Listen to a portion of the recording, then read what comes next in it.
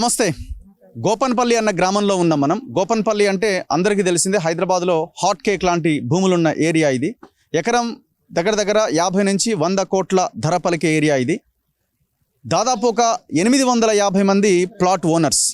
ఎప్పుడో 1986 అంటే నా ఏజ్ ఆ రోజున ఒక సంవత్సరం. నేను సంవత్సరం ఉన్నప్పుడు, ఇవాళ నా ఏజ్ 39-40 ఏళ్ళు. ఆనాడు సంవత్సరం ఉన్నా నేను. అంటే ఆ రోజు భూమి వాల్యూ ఎంత, ఈ గ్రామం అప్పుడు ఎట్లుండేది? సో పడేసినట్టుగా, అభివృద్ధికి నోచుకోకుండా చాలా దూరంగా ఉన్న గ్రామం ఇది హైదరాబాద్ నగరానికి. సో వాల్యూ లేదా ఆనాడు భూమి.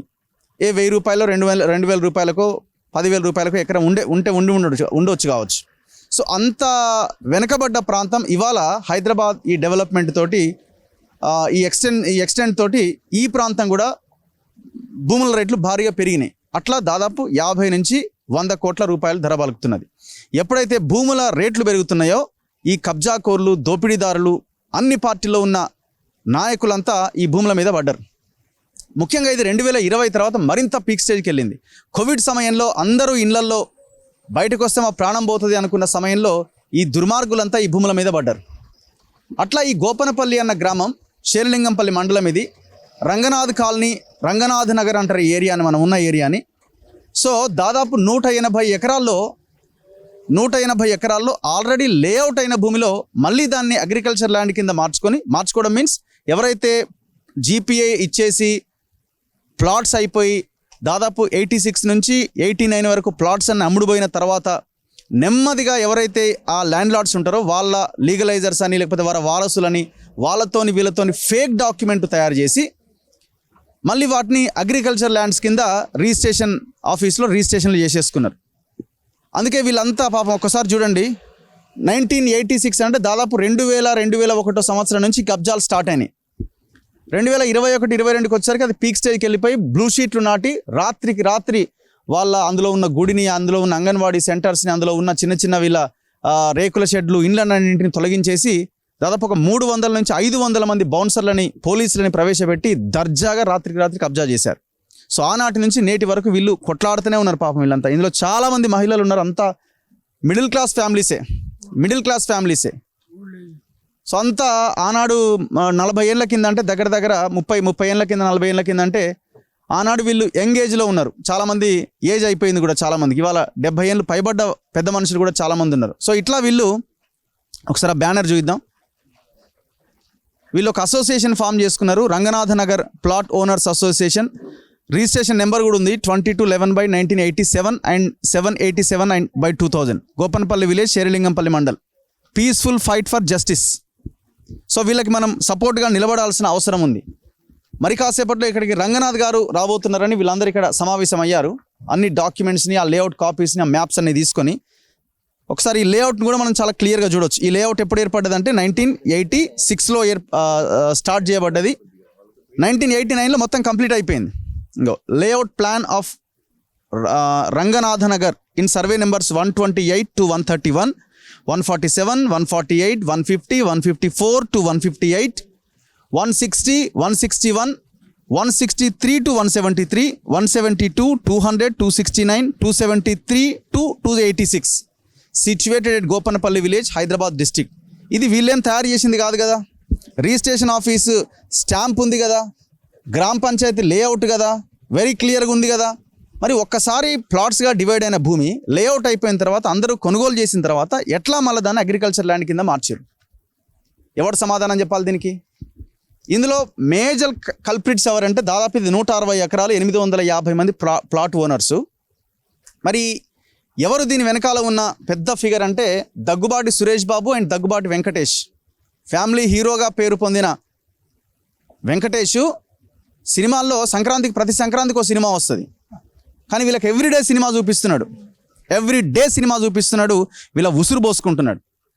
Daggubati Suresh Babu, Daggubati Venkatesh, Daggubati farms and estates private limited పేరుతో represented by D Suresh Babu, Suresh productions private limited పేరుతో, అండ్ దాంతోపాటుగా డి లక్ష్మి అంటే వీళ్ళ భార్యల పేర్ల మీద కూడా ఇందులోకి ఎంటర్ అయిపోయారు. D Lakshmi, wife of Daggubati Suresh Babu. D Neeraja, Venkatesh భార్య పేరు కూడా ఇందులో ఉన్నది భూముల పేర్లో.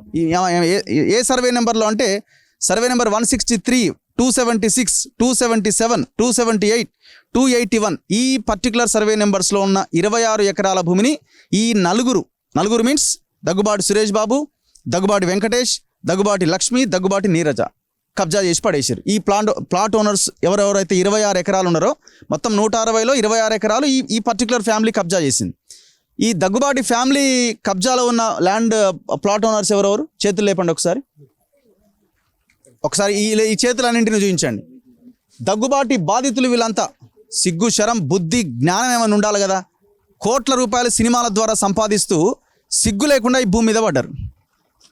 ఆయన ఎవరు? ఆ నందకుమార్ డెక్కన్ కిచెన్ హోటల్ని ఆడగూల్చేసి డబుల్ అగ్రిమెంట్ చేసుకొని అట్లా ఆయనని ముంచేసినారు. ఈడ ఈ ప్లాట్ ఓనర్స్ని ముంచేసారు. మళ్ళీ ఇదే వెంకటేష్ రియల్ ఎస్టేట్ కంపెనీలకు ప్రమోట్ చేశాడు. వాసవి కన్స్ట్రక్షన్స్కి ప్రమోటర్ ఈయన. కోట్ల రూపాయల లిక్విడ్ క్యాష్ తీసుకొని వాసవి కన్స్ట్రక్షన్ చెరువులను కబ్జా, ప్రభుత్వ భూములను కబ్జా చేసే కన్స్ట్రక్షన్ కంపెనీకి ప్రమోటర్ వెంకటేష్. అది ఒక దందా అనుకుందాం, అదొక బిజినెస్, అది అనుకుందాం, అది పక్కన పెడదాం. మరి ఓపెన్గా గ్రౌండ్కి వచ్చి ఈ ప్లాట్ ఓనర్స్ని కబ్జా చేసే, వాళ్ళ భూములు కబ్జా చేసే అధికారం నీకు ఎవడిచ్చిండు? దొంగ డాక్యుమెంట్లు తయారు చేసి మరి ఒకసారి మళ్ళీ చేతులు లేపండి. వీళ్ళంతా వెంకటేష్ బాధితులు. దయచేసి సోషల్ మీడియాలో ఈ వీడియోలను బాగా వైరల్ చేయండి. ఈ చేతులెత్తిన వీళ్ళంతా గోపనపల్లి విలేజ్ రంగనాథ్ నగర్ కాలనీలో ఉన్న సర్వే నెంబర్ 163, 276, 277, 278, 281లో 26 ఎకరాల్లో ఉన్నటువంటి బాధితులు వీళ్ళంతా. దగ్గుబాటి సురేష్ బాబు ఫ్యామిలీ, వెంకటేష్ ఫ్యామిలీ, వెంకటేష్ భార్య నీరజ, సురేష్ బాబు భార్య లక్ష్మి పేరుతో ఈ కబ్జాలు చేయబడ్డాయి. నెక్స్ట్ పొలిటికల్ లీడర్లు ఉన్నారు. మొత్తం అంతా అగ్రవర్ణాలకు సంబంధించిన నాయకులే ఉన్నారు. కానీ ఇందులో కూడా పాపం ఆ కమ్యూనిటీకి సంబంధించిన వాళ్ళు కూడా నష్టపోయారు. ఎవరున్నారు ఇందులో? 275 and 269లో 12 ఎకరాలు. ఈ 12 ఎకరాలు కబ్జా చేసింది ఎవరు? ఎన్ వెంకటరత్నం, ఎన్ అలేఖ్య, ఎన్ లక్ష్మి. ఈ బాధితులు ఎవరు? వెంకటరత్నం బాధితులు ఎవరు? వీళ్ళంతా వెంకటరత్నం బాధితులు, వెంకటరత్నం ఫ్యామిలీ బాధితులు. ఈయన ఎవరో చెప్పారు. ఎవరు ఈ పెద్ద మనిషి? నాదెండ్ల భాస్కర్ రావు తమ్ముని కొడుకట, మాజీ ముఖ్యమంత్రి. వట్టినాగులపల్లిలో పేపర్ ఫ్యాక్టరీ ఉంది. నెక్స్ట్ సర్వే నెంబర్స్ 26 ఎకరాలు అయిపోయింది. నెక్స్ట్ 12 ఎకరాలు అయిపోయింది. నెక్స్ట్ ఇంకొక ఇంద్రకరణ్ రెడ్డి మేనల్లుడు అట, ఎస్ రంజిత్ రెడ్డి మేనల్లుడు అట ఇంద్రకరణ్ రెడ్డి. ఆయన దాంతోపాటు ఆయన ఎన్వి రామరాజు. ఈయన ఎవరు? జలవిహార్ అనేది ఉంది కదా నెక్లెస్ రోడ్లో, జలవిహార్ ఎండి అటీన N V Ramaraju. Survey number 167, 166, 169 and 279. ఎన్ని ఎకరాలు ఇది? ఈ ఎక్స్టెంట్ 25 ఎకరాలట. ఈ బాధితులు ఎవరు? 167, 166, 169 and 279. ఈ బాధితులు వీళ్ళంతా ఎవరు? ఈ జలవిహార్ ఎండి అండ్ ఇంద్రకరణ్ రెడ్డి మేనల్లుడు. Next survey number 165, 283, 284, 285, 286, 170 and 171. ఈ బాధితులు ఇలా భూములు ఎవరు కబ్జా చేసిరంటే మర్రి జనార్దన్ రెడ్డి. ఈయన ఎమ్మెల్యే కదా మాజీ. మర్రి జనార్దన్ రెడ్డి నాగర్ కర్నూలు ఎమ్మెల్యేగా పనిచేసిండు. వై రవి ప్రసాద్. నెక్స్ట్ ఈయన ఎవరంటే వైష్ణవ్ కన్స్ట్రక్షన్స్. యాక్చువల్లీ వీళ్ళంతా కేటీఆర్ బినామీలు. వీళ్ళంతా కేటీఆర్ బినామీలు. మర్రి జనార్దన్ రెడ్డి అంటే వీళ్ళు బీఆర్ఎస్ వాళ్ళు ఈ సర్వే నెంబర్ల మీద పడ్డారు అన్నట్టు. ఎవరెవరు వీళ్ళు? మర్రి జనార్దన్ రెడ్డి బాధితులు, మాజీ ఎమ్మెల్యే బీఆర్ఎస్. రవి వర్మ ఎవరు? కబ్జాదారే. Marri Shashidhar Reddy family, Kakatiya industries. Next అది అయిపోయిన తర్వాత 148 and 147. ఇందులో ఎన్ని ఎకరాలు? ఈ 2 సర్వే నెంబర్ మొత్తం 22 ఎకరాలు. ఇందులో మోహన్ రావు, ఈయన Velama community, Vinay Reddy and Kishore Reddy, Anirudh and Anitej పేరుతో ఈ భూములు ఉన్నాయట. ఎవరు? ఈ మోహన్ రావు కొడుకుల పేర్లతో. ఎవరున్నాయి ఈ బాధితులు? ఎవరు? 148 and 147.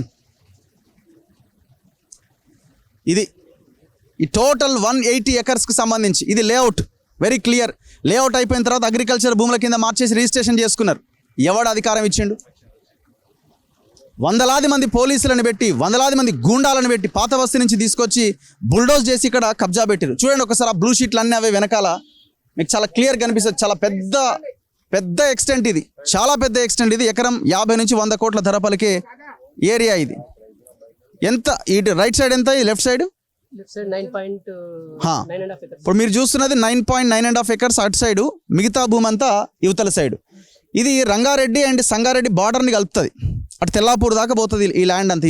మీకు ఇప్పుడు రైట్ సైడ్ ఇటు సైడ్ కనిపించే ల్యాండ్ అంతా తెల్లాపూర్ సంగారెడ్డి జిల్లాని టచ్ చేస్తుంది అనమాట.